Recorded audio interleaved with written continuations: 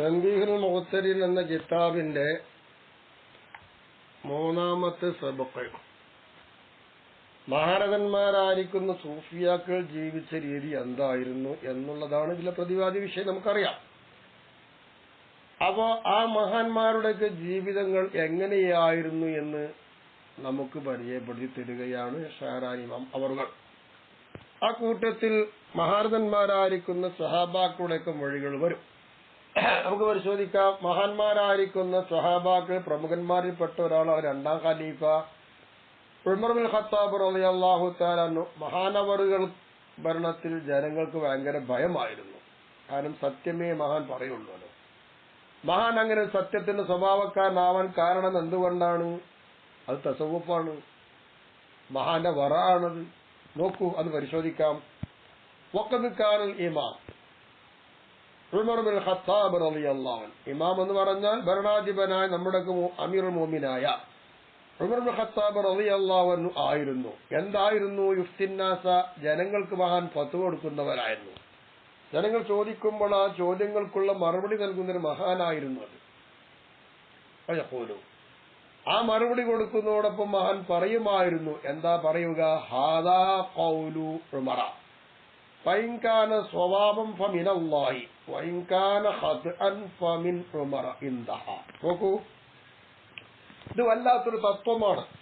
നമ്മുടെ ഉലമാക്കളും നമ്മളൊക്കെ ചിന്തിക്കേണ്ട ഒരു വിഷയമാണ് ഇത്. ചോദ്യങ്ങൾക്ക് ഫത്വ നൽകുന്നവരുണ്ട്, മറുപടി കൊടുക്കുന്നവരുണ്ട്, ജനങ്ങളെ ഉത്ബുദ്ധരാക്കുന്നവരുമുണ്ട്. അവിടൊക്കെ നമുക്ക് വറവ് വേണം. നമ്മുടെ കഴിവെന്താണ്, നമ്മൾ ആരാണ് എന്ന് തെളിയിക്കാനല്ല അവിടെ ലക്ഷ്യം. അതിലൊക്കെ നമുക്ക് എന്ത് വേണം? വറവ് വരണം, സൂഫിസം വരണം. അതിനൊരു മൊഴിയാണ് ഇവിടെ ഇപ്പോൾ ഇമാം ഷാറാനി തങ്ങൾ ഉദ്ധരിച്ചു തന്നത്. ഖലീഫ ഉമർ റളിയല്ലാഹു തആല അൻഹുവിന്റെ മൊഴി. മഹാൻ പറയും, ഈ ജനങ്ങൾക്ക് ഫത്വ കൊടുത്തിട്ട് പറയും, ഹാദാ ഖൗലു ഉമർ, ഇത് ഉമർ പറഞ്ഞ വാക്കാണ്. അവിടെ മനസ്സിലാക്കേണ്ടത് ഫഇൻകാന സ്വവാബൻ ഫമിനല്ലാഹ്, ഉമർ പറഞ്ഞ ഈ വാക്ക് ഇസ്ലാമികമായി യഥാർത്ഥമായി വന്നാൽ അത് അള്ളാഹുവിൽ നിന്നുള്ളതാണ്, ഉമറിന്റെ കഴിവല്ല. അള്ളാഹു സത്യത്തിലേക്ക് എന്നെ നയിച്ചു, അപ്പൊ അള്ളാഹു തന്റെ സത്യം എന്റെ നാക്കിലൂടെ വെളിപ്പെടുത്തി എന്നതിന്റെ അർത്ഥം. ഫഇൻകാന ഖത്അൻ, ഉമർ പറഞ്ഞ വാക്ക് ഇസ്ലാമിന് വിരുദ്ധമായി വന്നിട്ടുണ്ട് എങ്കിൽ ഫമിൻ ഉമർ, അത് ഉമറിൽ നിന്നാണ് നിങ്ങൾ മനസ്സിലാക്കേണ്ടതുണ്ട്. അവിടെ ഇസ്ലാമിനെ വിളിച്ചാർത്തരുത്, അല്ലെങ്കിൽ അള്ളാഹുവിലേക്ക് അത് ചേർത്തരുത്. അതിന് കുറ്റക്കാരൻ ഉമറാണ്. ഇത് പറയണമെങ്കിൽ എത്രത്തോളം ഈമാൻ ഉൾക്കൊള്ളണം, അള്ളാഹിനെ കുറിച്ച് മനസ്സിലാക്കണം. ഇതാണ് സൽ സ്വഭാവം, ഇതാണ് സൂഫിസം, ഇതാണ് വേണ്ടത്. ഇന്ദഹ, ആ വാക്കവിടെ അവസാനിച്ചു. ഇങ്ങനെ മഹാനവറുകൾ പോക്കിരിയാണ് നമുക്കറിയാമായിരുന്നല്ലോ. ആർക്കും ഭയമുള്ളൊരു മഹാൻ. നബിന്റെ ഉടയെന്ന് തല അറുത്തെടുക്കുവാൻ വേണ്ടി ഊരിപ്പിടിച്ച വാളുമായി ദാറുന്നദുവത്ത് എന്ന് പറഞ്ഞ ഓഫീസിന്റെ നിയന്ത്രണത്തിൽ നിന്ന് ആ യോഗം കഴിഞ്ഞ് അത് ഏറ്റെടുത്തു വന്ന മഹാൻ ഹംസ റളിയല്ലാഹു തആല അൻഹുവിന്റെ അടുക്കലെത്തി നബിയെ കണ്ട് ഇസ്ലാം മതം സ്വീകരിച്ച് രണ്ട് വരിയായി, രണ്ട് പുലികളായി ജാഥ നയിച്ച് ദാറുന്നദുവത്തിലേക്ക് നീങ്ങുന്നത് കണ്ടപ്പോൾ ഭയവിഹ്വലരായി അവർ ഓടിമറഞ്ഞെങ്കിൽ എന്തുകൊണ്ടാണത്? അതുവരെ ഉണ്ടായ സ്വഭാവമല്ല ഈ പിന്നെ ഉമർ റളിയല്ലാഹു അൻഹു സ്വഭാവം. നബി തങ്ങളുടെ നുബുവത്താവുന്ന പ്രഭ കണ്ടുകൊണ്ട് ഈമാൻ ആവാഹിച്ചെടുത്തുകൊണ്ട് മഹാനവരുടെ കൽബാകുന്ന വിളക്കിൽ ഈമാനികമായ തിരി നബിയുടെ മുഖത്ത് നോക്കി, നബിയുടെ വാക്കിൽ നിന്ന് കേട്ട് മനസ്സിലാക്കി ഇസ്ലാമിക ലൈറ്റ് ഇങ്ങനെ കത്തിക്കൊണ്ടിരിക്കുകയാണ്. ആ ലൈറ്റിന്റെ പ്രഭയാണ് മഹാനവറുകളെ ഇങ്ങനെ നയിച്ചത്. അതുകൊണ്ടല്ലേ മഹാൻ കരഞ്ഞിട്ട് മഹാനവറുടെ മുഖത്തിലൂടെ രണ്ട് കവിൾ ഭാഗത്തിൽ കൂടെ കറുത്ത കര വന്നു, കറുത്ത വര. എന്തുകൊണ്ട്? സ്വഭാവ മഹിമ കൊണ്ട്. തസവുഫാണതൊക്കെ, വറാണതൊക്കെ. അധികാരം ഏറ്റെടുത്ത സമയത്ത് മഹാൻ പറഞ്ഞില്ലേ, എന്നാര് ചൊവ്വാക്കും, എന്നാര് നന്നാക്കും എന്ന് ചോദിച്ചില്ലേ? എന്താ ചോദിക്കാൻ കാരണം? അവിടെ ഈമാന്റെ പ്രൗഢിയാണത്. വകദാലിക, ഇതേ പ്രകാരത്തിൽ തന്നെയാണ് കാന അബൂ ഹനീഫ റളിയല്ലാഹു തആല അൻഹു യുഫ്തി വയഖൂലു. ഇമാം അബൂ ഹനീഫ തങ്ങൾ എന്താണ്? മദ്ഹബിന്റെ പണ്ഡിതനാണ്. മദ്ഹബിന്റെ പണ്ഡിതൻ ആരായിരിക്കണമെന്ന് നമുക്കറിയാമല്ലോ.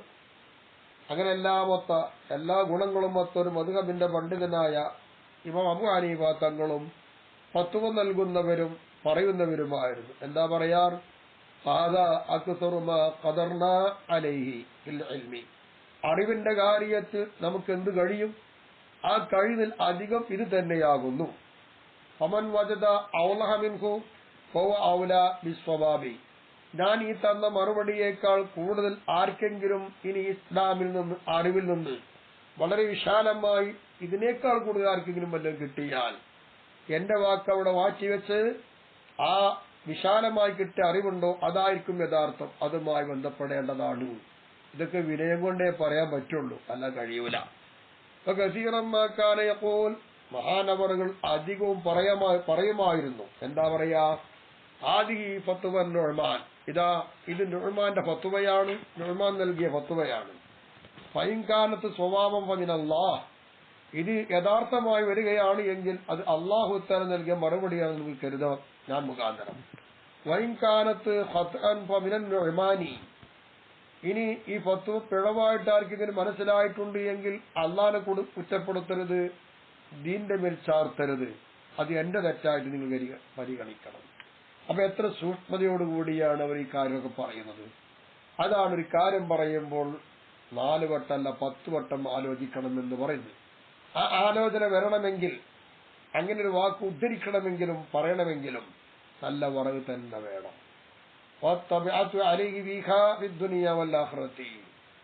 ഇതേ അടിസ്ഥാനത്തിന്റെ മേലിലാണ് ഈ ഫത്വകളിലൊക്കെ ദുനിയാവിലും ആഖിറത്തിലും തുടർന്നു പോവുക.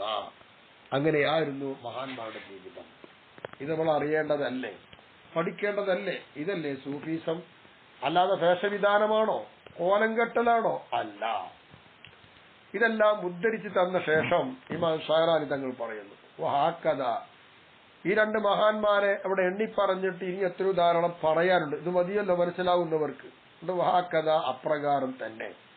യഖൂലു മുഅല്ലിഫു ഹാദൽ കിതാബ്, ഈ തംബീഹുൽ മുഖ്തറിൻ എന്ന് പറയുന്ന ഈ ഗ്രന്ഥത്തിന്റെ രചയിതാവ് പറയുന്നു, വഅർജു മിൻ ഫദ്ലില്ലാഹ്, അല്ലാഹുവിന്റെ ഔദാര്യത്തിൽ ഞാൻ ആഗ്രഹിക്കുന്നു. എന്ത്? അയ്യകൂന ഹാദൽ കിതാബു, ഈ പരിശുദ്ധമാക്കപ്പെട്ടതായിരിക്കുന്ന ഈ ഗ്രന്ഥം ആവണം. എന്താവണം? കൽ മുബയ്യിനി ലിമൻ ദരിസ മിൻ അഖ്ലാഖിൽ ഖൗമി റളിയല്ലാഹു അൻഹും, മഹാന്മാരായിരിക്കുന്ന അല്ലാഹു തആലയുടെ ഔലിയാക്കൾ, സൂഫിയാക്കളായി ജീവിച്ച ആളുകളുടെ സ്വഭാവങ്ങളുണ്ട്. ഇസ്ലാമിക സ്വഭാവം, ശരീഅത്തുമായി ഇണങ്ങിയ സ്വഭാവം.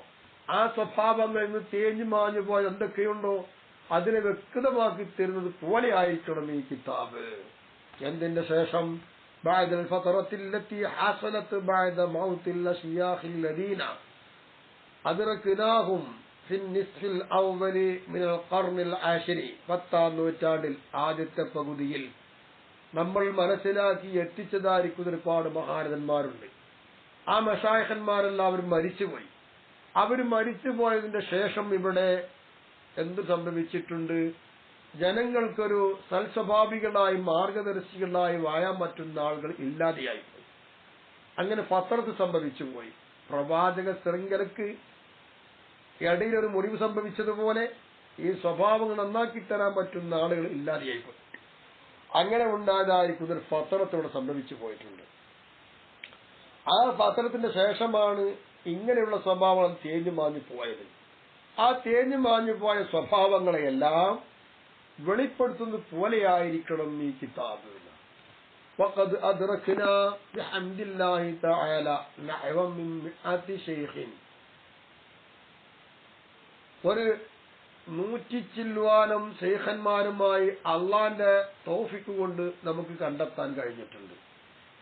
ഞാൻ മനസ്സിലാക്കിയെടുത്ത ആ 100 ചില്ലാനം വരുന്ന ശൈഖന്മാർ, കുല്ലു വാഹിദിൻ മിൻഹും, അവരിൽ ഓരോരുത്തരും യുസ്തസ്ഖാ ബിഹി അൽ ഗൈസ്, മഴയില്ല എങ്കിൽ മഴയ്ക്ക് വേണ്ടിയിട്ട് അവരെ മുൻനിർത്തി മഴ തേടപ്പെടാൻ പറ്റുന്ന ആളുകളായിരുന്നു അവരൊക്കെ. ആരെപ്പോലെ? സയ്യിദി അലിൽ മർസഫി, ഒ സയ്യിദി മുഹമ്മദ് ഷനാവി, ഒ സയ്യിദി മുഹമ്മദ് ബിൻ ദാവൂദ്, ഒ സയ്യിദി അബീ ബക്കർ അൽ ഹദീദി, ഒ സയ്യിദി അബ്ദുൽ ഹലീം ബിൻ മുസ്ലിഹ്, ഒ സയ്യിദി അബി സൂദ് അൽ ജാരി, ഒ സയ്യിദി താജുദ്ദീൻ അൽ സാക്കിർ, وسيدي محمد بن عنان، وسيدي علي الخواس وغيرهم ممن ذكرناهم في كتاب طبقات العلماء والصوفيات. സൂഫിയാക്കൾ, ഉലമാക്കൾ എന്നിവയുടെ സ്ഥാനമാനങ്ങൾ വിവരിക്കുന്ന ഒരു കിതാബ് ഞാൻ ഉണ്ടാക്കിയിട്ടുണ്ട്, തബഖാത്തുൽ ഉലമാ വസ്സൂഫി എന്ന പേര്. ആ കിതാബിൽ അവരെല്ലാവരും ഞാൻ എണ്ണി പറഞ്ഞു പോന്നിട്ടുണ്ട്. അതിൽ കുറച്ച് മാത്രമേ ഇവിടെ സൂചിപ്പിച്ചിട്ടുള്ളൂ. ഇവരൊക്കെ അത്രയും ഉന്നതന്മാരായ ആളുകളായിരുന്നു. ഇവരൊക്കെ പോയി.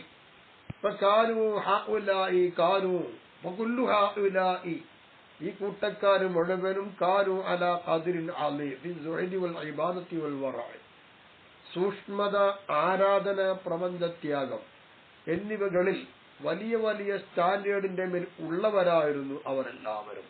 വഖഫിൽ ജവാരിഹുൽ ളാഹിറത്തി വൽ ബാത്തിനത്തി അൻ ഇസ്തിഅമാലിഹാ ഫീ ശൈഇൻ മിമ്മാ നഅഹുല്ലാഹു അൻഹു. അല്ലാഹു തആല തടഞ്ഞു വെച്ച, വിരോധിച്ച ഏതെല്ലാം കാര്യങ്ങളുണ്ടോ അത്തരം കാര്യങ്ങളിൽ രഹസ്യ പരസ്യമായിരിക്കുന്ന അവയവങ്ങളുണ്ട്. ബാഹ്യമായി കാണുന്ന അവയവങ്ങൾ കണ്ണ്, മൂക്ക്, തൊള്ള, ചെവി, തല, കൈ, കാല്, ഇതെല്ലാം ഉണ്ടല്ലോ. ആന്തരികമായിരിക്കുന്ന അവയവങ്ങൾ കൽബ്, അതുപോലെ തന്നെ വയറ്, ലിംഗം, ഇതുപോലെയുള്ളതായിരിക്കുന്ന എല്ലാ അവയവങ്ങളെയും അവർ വേണ്ടാത്ത എല്ലാ കാര്യത്തൊട്ടും തടഞ്ഞു നിർത്തും. അങ്ങനെ തടഞ്ഞു നിർത്തുന്നതിലും അവർ ഉന്നതന്മാരായിരുന്നു. وكان أحدهم لا يقبل شيئا من أموال الولاة, ഭരണാധികാരിയുടെ സമ്പത്തിൽ നിന്ന് ഒന്നും സ്വീകരിക്കാത്തവരായിരുന്നു അവരെല്ലാവരും. ഒന്നും സ്വീകരിക്കൂല. വലൗ കാന ഫീ ഗായത്തിൽ ളീഖ്, അങ്ങേ അറ്റത്തെ പ്രയാസത്തിൽ അവർ കഴിഞ്ഞുകൂടിയാലും ഭരണാധിപന്മാരുടെ സമ്പത്തൊന്നും ഒന്നും അവർ വാങ്ങാറില്ല. ബൽ യത്വി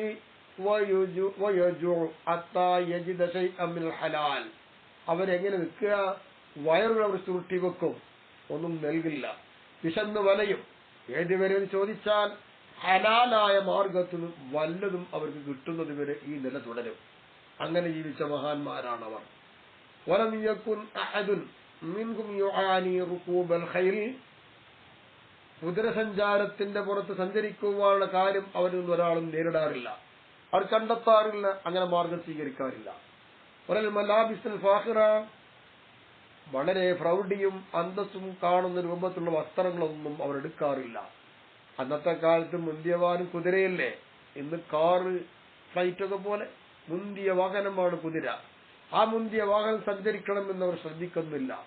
ഉന്നതമായിരിക്കുന്ന എല്ലാവർക്കും ഇടയിൽ പവർ പറയാൻ പറ്റുന്ന വസ്ത്രങ്ങൾ അവർ ധരിക്കാറില്ല. നഫീസ, വിലപിടിപ്പുള്ള, വിലമതിക്കാൻ കഴിയാത്ത കഫയോ, അതുപോലെ തന്നെ മങ്കിയോ, മന്തിയോ, കുന്തിയോ, ഇതൊന്നും അവർ കഴിക്കാറില്ല. ഇങ്ങനെയുള്ള ഇന്നത്തെ ഭക്ഷണത്തിന്റെ പേരുകളൊക്കെ, ഇതൊന്നും അവർ ശ്രദ്ധിക്കാറില്ല എന്നർത്ഥം. അതൊന്നും അവർക്ക് വേണ്ട. വലായത്ത് മുനഅമാത്തായിരിക്കുന്ന സ്ത്രീകൾ അവർ കല്യാണം കഴിക്കാറില്ല. അതായത് അഴകിലും പണത്തിലും സമ്പത്തിലും സുഖമായി ആറാടി ജീവിക്കുന്ന സ്ത്രീകളുണ്ട്, അവരെ വിൽക്കാൻ അവർ പോവാറില്ല, അവർക്കൊന്നും ശ്രദ്ധ വരുന്നില്ല. വളരെ മിനുഷമാർന്ന, വളരെ സുന്ദരമായിരിക്കുന്ന ഇരിപ്പിടങ്ങളുണ്ടെങ്കിൽ അവിടെ ഒന്നും താമസിക്കുവാനോ ഇരിക്കാനോ അവർ നോക്കൂല.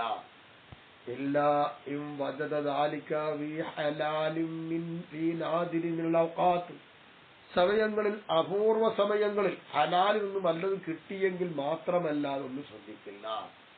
ഇങ്ങനെ ദുന്യാവിന്റെ സകലമാന സുഖങ്ങൾ വെടിഞ്ഞുകൊണ്ട് ഹലാലായി തന്നെ ഒഴിവാക്കിക്കൊണ്ട് അല്പം മാത്രം ആസ്വദിച്ചുകൊണ്ട് ജീവിക്കുന്ന ആളുകൾ, ദീനിനു വേണ്ടി ജീവിച്ചു മരിച്ച ആളുകൾ, അവരായിരുന്നവരൊക്കെ. വകാലൽ മുലൂകു യുഅർദിഊന അലൈഹിം الرزق والجوال والمساميغ والمرتبات من بيت المال ويعبون ذلك. അന്നത്തെ കാലത്തുള്ള ഭരണാധിപന്മാർ ഇങ്ങനെയുള്ള മഹാന്മാരെ തേടി വരും. തേടി വന്നിട്ട് ആ മഹാന്മാർക്കുള്ള ഭക്ഷണങ്ങൾ ഓഫർ ചെയ്യും. അതുപോലെ തന്നെ മുന്തിയ വാഹനങ്ങൾ അവർക്ക് വേണ്ടി കൊടുക്കും.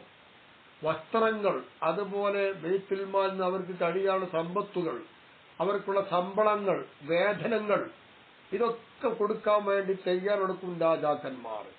ഈ ഓഫറുകളും ഈ പ്രഖ്യാപനങ്ങളും രാജാക്കന്മാരുടെ സാന്നിധ്യത്തിൽ വരുമ്പോൾ ഈ മഹാരഥന്മാരായ ആളുകൾ പറയും, ഞങ്ങൾക്കത് വേണ്ട, ഞങ്ങൾക്കത് വേണ്ട. എന്നിട്ട് അവർ പറയുകയാണ് സധൈര്യത്തോടുകൂടെ, മാലു സുൽത്താൻ ഇന്നമാ ഹുവ മുഅദ്ദുൽ ലിസർഫിഹി ഫിൽ മസാലിഹി. ഭരണാധിപന്മാരുടെ ഖജനാവിലുണ്ടാവുന്ന സമ്പത്തൊക്കെ അവർക്ക് ദൂർത്തടിക്കാനുള്ളതല്ല. അത് വേണ്ടപ്പെട്ടവർക്ക് കൊടുക്കേണ്ടതാണ്. നന്മയുടെ വഴികൾ ഏതാണോ ആ വഴികളിലൂടെ തിരിക്കുവാൻ വേണ്ടി തയ്യാർ ചെയ്യപ്പെട്ടതാണ് സമ്പത്തുകൾ. ദീനിന്റെ നിയമങ്ങൾ ഇവിടെ നിലനിർത്തേണ്ടതുണ്ട്. അതിനുവേണ്ടി ചെലവഴിക്കേണ്ടതാണ് ഈ പണങ്ങൾ. മുസ്ലിം സഹോദരന്മാരെ ഉപദ്രവിക്കുന്ന ആളുകളെ തട്ടു നിർത്താൻ പറ്റുന്നതായിരിക്കുന്ന ഇസ്ലാമിക സേനകൾ, അവർക്ക് വേണ്ടി ചെലവഴിക്കേണ്ടതാണ് ഈ സമ്പത്തുകൾ. ഞങ്ങളിങ്ങനെ ജീവിച്ചുകൊണ്ടിരിക്കുകയാണ്. ഞങ്ങളിൽ ആർക്കും ഒരാൾക്കും ഒരു ഉപകാരം ലഭിക്കുകയില്ല. ഞങ്ങൾക്കൊണ്ട് യുദ്ധമില്ല. ഞങ്ങളെക്കൊണ്ട് ദീന നിയമങ്ങൾ നിലനിർത്താൻ പറ്റുന്ന രീതിയിലുള്ള പോക്കില്ല. ഇതൊക്കെ വിനയത്തോടുകൂടി പറയുകയാണ്. അതുകൊണ്ട് രാജാക്കന്മാർ ഞങ്ങൾക്ക് സമ്പത്ത് തരേണ്ടതില്ല. നമ്മളോ രാജാക്കന്മാരുടെ മുന്നിലേക്ക് എങ്ങനെല്ലാം ഓഫർ കിട്ടുമോ അതെല്ലാം തട്ടിയെടുക്കേണ്ട കുതന്ത്രം നനയുന്നവരാണ് നമ്മൾ. അത് പല നിലക്കും നമ്മൾ തട്ടിയെടുക്കുന്നവരാണ്. എന്തുകൊണ്ട്? നമുക്ക് ദുനിയാവ് വേണം, ദുനിയാവിൽ ജീവിക്കണം. ഇതാണ് നമ്മുടെ ചിന്ത. ആ ഒരു ചിന്ത കടന്നുകൂടുമ്പോൾ നമ്മൾ ആരിൽ നിന്നും പണം സ്വീകരിക്കും? എങ്ങനെയും സ്വീകരിക്കും. അള്ളാഹു കാത്തുരക്ഷിക്കട്ടെ. വക്കാന അഹദുഹും യഖ്നഉ ബിൽ കസ്റത്തിൽ യാബിസതി യഹത്തുഹാ ഫിൽ മാഅ വയഗ്മിസുഹാ ബിമിൽഹിൻ വയക്തഫി ബിഹാ. നോക്കൂ, ഈ മഹാരഥന്മാരായ ആളുകൾ അവര് ഒരു ഉണങ്ങിയതായിരിക്കുന്ന ഒരു ഉണക്ക കഷ്ണം റൊട്ടിയോ പത്തിരിയോ മതിയോ. യഹത്തുഹാവിൽമായി ആ ഉണക്ക റൊട്ടിയെ വെള്ളത്തിൽ കൊണ്ടുവന്നിട്ടിട്ട് പൊടിക്കുകയാണ് അവർ. എന്നിട്ട് സുഖാബിമിലുഹിൻ കുറച്ച് ഉപ്പും ഉണ്ടാവും. ഉപ്പും കൂട്ടി അതിനിട്ട് മുക്കും. എന്നിട്ട് മുക്കിയെടുത്തിട്ട് അത് കഴിച്ച് മതിയാക്കുകയാണ് അവർ. എങ്ങനെയുണ്ട്? നമുക്ക് കുറച്ച് കുളിച്ചാൽ മതിയാകൂല, കുറച്ച് കാണാൻ തീർക്കലേ പറ്റൂല, രുചില്ലെങ്കിൽ പറ്റൂല. ഇവരതല്ല. ഉണക്ക റൊട്ടി കിട്ടിയാൽ അത് വെള്ളത്തിലിട്ട് നനച്ച് പൊടിച്ച് ഉപ്പും ചേർത്ത് കഴിക്കുകയാണ്. അത് മതിവൽക്കുള്ള ഭക്ഷണം. ഇങ്ങനെ ജീവിക്കണമെങ്കിൽ ഈ പ്രപഞ്ചത്തിനോട് എത്ര മല്ലിടേണ്ടതുണ്ട്, ഈ പ്രപഞ്ചത്തിന് അവർ എത്ര വെടിയേണ്ടതുണ്ട്. മിൻഹും നമ്മൾ പറഞ്ഞ ഈ മഹാരഥന്മാരിൽപ്പെട്ട രണ്ട് ഷെയ്ഖിനെ പറഞ്ഞുതരാം. അഷേഖു അമീനുദ്ദീൻ ഒമരി എന്ന് പറയുന്ന ആള്. അഷേഖു അമീനുദ്ദീൻ ഒമരി ഒന്ന്. രണ്ടാമത്തത് ഷെയ്ഖ് മുഹമ്മദുൽ മഗ്റബി ഷെയ്ഖുൽ ജലാലി സുയൂത്തി. നമ്മുടെ തഫ്സീറിന്റെ ഒരു മുസന്നിഫാണല്ലോ ജലാലി സുയൂത്തി. ആ മഹാനവറുകളൊക്കെ ഇങ്ങനെയുള്ള ജീവിതം നയിച്ചവരാണ്.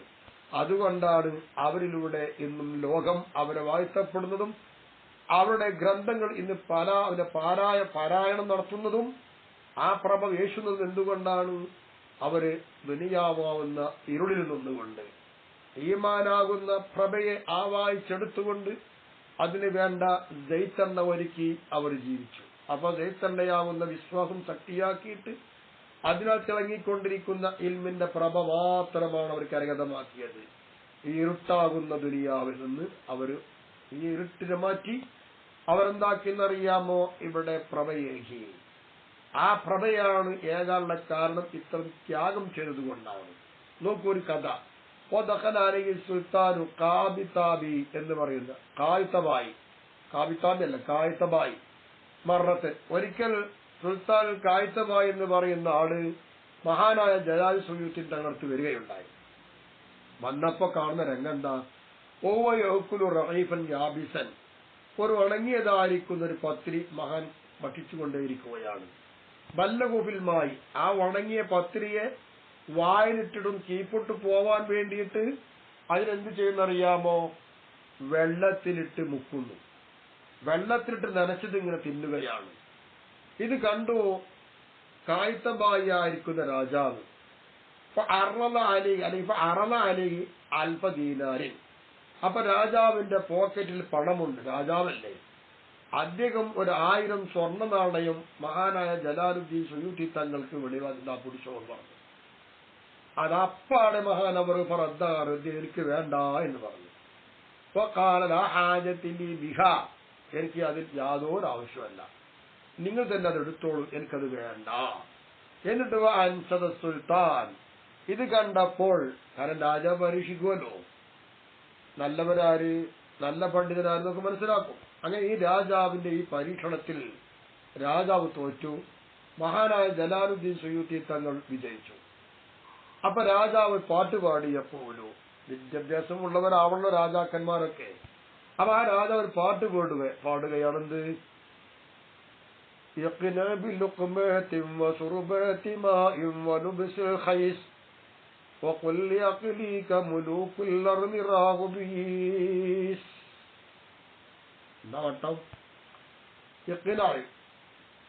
അങ്ങ് മതിയാക്കുകയാണല്ലോ ബില്ലുക്കുമ്മത്തിൽ ഒരു പിടി ഭക്ഷണം കൊണ്ട്, സുർബത്തിമായി ഒരു മുറുക്ക് വെള്ളം കൊണ്ട്,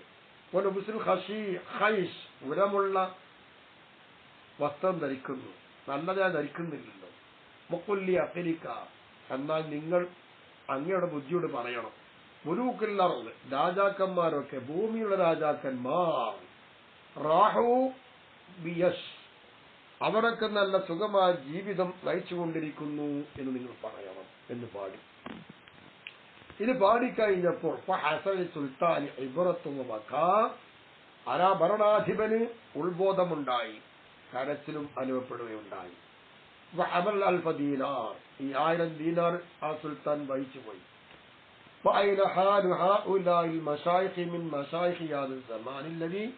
يسافرون من مصر أو الحجاز أو الشام إلى الروم أو العراق ليسألوا أن يرتب لهم السلطان زوالا أو مسموحا أو مرتبا. ഇത് വിശദീകരിച്ചിട്ട് മഹാൻ പറയുകയാണ്, ഈ മശായിഖന്മാരുടെ അവസ്ഥ എവിടെയാണ്, എത്രയോ അകലെയാണ്. ഈ മശായിഖ് ആദൻ, ഇക്കാലഘട്ടത്തിലുള്ളതായിരിക്കുന്ന ഒരുപാട് മശായിഖന്മാരുണ്ട്. ഈ മശായിഖന്മാരും ഇവിടെ നമ്മൾ ചർച്ച ചെയ്ത മശായിഖന്മാരും എത്രയോ അകലെയാണ്. മിസ്റിന്ന് ഈ കാലത്തുള്ള ശൈഖന്മാർ യാത്ര ചെയ്യുന്നു. അവൽ ഹിജാസ് അല്ലെങ്കിൽ അറബിൽ കെട്ടിൽ നിന്ന്, അവിഷാം അല്ലെങ്കിൽ ഷാമിൽ നിന്ന് എവിടേക്ക്, ഇല റോം അവൽ ഇറാഖ്, ഇറാഖിലേക്കോ റോമിലേക്കോ പോകുന്ന യാത്ര. എന്തിന്? ഈ രാജ്യത്ത് നിന്നിട്ട് റോമക്കാരോടും ഇറാഖുകാരോടും അവർ ചോദിക്കാൻ വേണ്ടി, സുൽത്താൻ, അവിടെയുള്ള ഭരണാധിപന്മാർ ഇവർക്ക് ശമ്പളം നൽകണം, ഇവർക്ക് ക്രമീകരിക്കണം. എന്തിനെ? അജവാല, മുന്തിയ വാഹനങ്ങൾ, ഔ മസ്മൂഹൻ അല്ലെങ്കിൽ വസ്ത്രങ്ങൾ, ഔ മുറത്തബൻ അല്ലെങ്കിൽ ശമ്പളം. ഇതുപോലെയുള്ള കാര്യങ്ങളൊക്കെ ചോദിച്ചിട്ട് അവിടേക്ക് ചെല്ലുന്നവർ. എന്തോടുകൂടെ?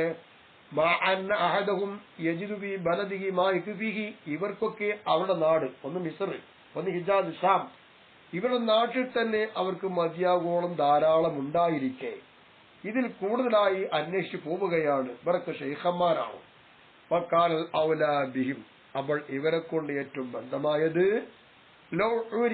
അനേകം ദാലിക, ഇത്തരം കാര്യങ്ങളൊക്കെ അവിടെ മേൽ വെളിവാക്കപ്പെടുമ്പോൾ ഇവർ ചെയ്യേണ്ട പണി എന്താ? അയറുദ്ദുഹു, അതവർ സ്വീകരിക്കാതെ മടക്കി വിടുകയല്ലേ വേണ്ടത്.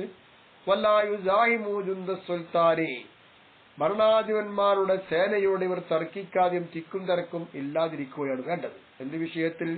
ഈ മാലിൽ മസാലിഹി, നന്മയുടെ സമ്പത്തിൽ അത് രാജാവ് അവിടെ ചെലവഴിക്കട്ടെ, ഇതൊന്നും നമ്മൾ സ്വീകരിക്കേണ്ടതല്ല എന്ന് ചിന്തിക്കേണ്ടവരാണ് ഇവർ. ഏതുപോലെ? കമാ ദറജ അലൈഹി സലഫുഹുമുസ്സാലിഹു, രാജാക്കന്മാരുടെ മേലിൽ സലഫുസാലികളായിരിക്കുന്ന ആളുകൾ എങ്ങനെയൊക്കെയായിരുന്നു പ്രവേശിച്ചിരുന്നതും പോയതും അതുപോലെ ആയിരിക്കണം. ബൽ ലം നറ അഹദൻ മിൻ മുരീദിൽ മശായിഖില്ലദീന അദ്റക്നാഹും, നമ്മൾ മനസ്സിലാക്കി എത്തിച്ചതായിരിക്കുന്ന മശായിഖന്മാരെ ഉദ്ദേശിക്കുന്നവരിൽ ഒരാളെയും നമ്മൾ കണ്ടിട്ടില്ല. യുസാഫിറു മിൻ ബലദിഹി ഫി തലബി ദുനിയാ, ദുനിയാവിനെ തേടുന്ന വിഷയത്തിൽ ആ മശായിഖൻ മുരീദിന്റെ നാട്ടിൽ നിന്ന് യാത്ര പോകുന്നവരായിട്ട് ഒരാൾ ഞാൻ കണ്ടിട്ടില്ല. ഫാദിലൻ അൽ മശായിഖി, എന്തിനേറെ പറയുന്നു, ഒന്നുകൂടി കയറ്റി പറയാം, മശായിഖന്മാരെ പോലും നമ്മൾ കണ്ടിട്ടില്ല. അവരൊക്കെ അവരുടേതായിരിക്കുന്ന രീതിയിൽ നല്ല നിലക്ക് ജീവിച്ച് ദീനിന്റെ മാതൃക പുരുഷന്മാരായി ജീവിച്ചു. ഇന്നത്തെ ശൈഖന്മാർ പണമുണ്ടാക്കുകയാണ്. കാരണം അന്ന അവല ഖദമി യദഉഹു അൽ മുരീദു ഫി ത്വരീഖി അൻ യഖ്റുജ അമ്മാ ബിയദി മിന ദുനിയ വയർമിയഹു ഈ ബൈൽ ഇയാസി കമാ ഹുവ മഅലൂമുൻ. ആലോചിച്ച് നോക്കുക, ഒരു മുരീദ്, യഥാർത്ഥ മുരീദ്, ആദ്യത്തെ ചവിട്ടുപടി എന്തായിരിക്കണം വേണ്ടത്? അവൻ ഈ ഹഖീഖാവുന്ന അള്ളാനെ മനസ്സിലാക്കാനും ദീനിന്റെ റൂട്ടിലും മശായിഖന്മാരുമായി പിന്തുടർന്ന് ഉദ്ദേശിക്കുന്ന അവന്റെ ആദ്യത്തെ പടി അവന്റെ കയ്യിലുള്ള ദുന്യാവ് മുഴുവൻ പുറപ്പെടുവിക്കണം, അവനെ വേണ്ടാന്ന് വെക്കണം. എന്നിട്ട് അള്ളാനെ കൊണ്ട് ആശ മുറിയുന്നു എന്നൊരു ചിന്ത വരണം. ആ ഒരു ചിന്തയാകുന്ന സമുദ്രത്തിലേക്ക് അത് വലിച്ചെറിയണം. അങ്ങനെയാണ് അറിയപ്പെട്ടിട്ടുള്ളത്. അതുപോലെ ആയിരിക്കണം ജീവിതം. ഇങ്ങനെ ജീവിക്കുന്നവരാണ് മുരീദും ഷെയ്ഖൊക്കെ. അല്ലാതെ ദുനിയാവിനെ തേടി നടക്കുന്നവർ അല്ലല്ലോ ഷെയ്ഖും മുരീദും. ഈ ഒരു സ്വഭാവം നമ്മൾ മനസ്സിലാക്കിയെടുക്കണം. ഇന്ന് ഒരുപാട് ത്വരീഖത്തുകളുണ്ട്, ഒരുപാട് മശായിഖന്മാരും മുരീദന്മാരുണ്ട്. അവരിലൊക്കെ അഭിപ്രായങ്ങളും അതുപോലെ ഭിന്നതകളും എതിർപ്പുകളും ആരോപണവും ധാരാളം വന്നുകൊണ്ടിരിക്കുന്നു. എന്തുകൊണ്ടാണ്? അത് വല്ലാതെ പരിശോധിച്ച് പോകുമ്പോൾ അതിന്റെ ഉള്ളിലേക്ക് ചെല്ലുമ്പോൾ അവിടൊക്കെ ദുന്യവിയായ നേട്ടം കാണുന്നുണ്ട്. ആ ദുന്യവിയായ്ക്ക് നേട്ടം ഉള്ളത് കൊണ്ടാണ് ഇങ്ങനെയുള്ള സ്വഭാവങ്ങൾ സൂഫീസം തസവുഫ് നടിച്ചിട്ട് ദുന്യാവ് നേടുക. അത് ശരിയല്ല എന്നാണ് മഹാനവറുകൾ ഇത്രയും പറഞ്ഞത് നമുക്ക് മനസ്സിലാക്കി തന്നത്. ഇൻഷാ അല്ലാഹ് ഇനി ഒരിക്കൽ ഒരു സംഭവം ഉണ്ടായിട്ടുണ്ട്, ഒരു കഥ. ആ കഥ എന്താണ് എന്ന് നമുക്ക് പിന്നീട് മനസ്സിലാക്കാം.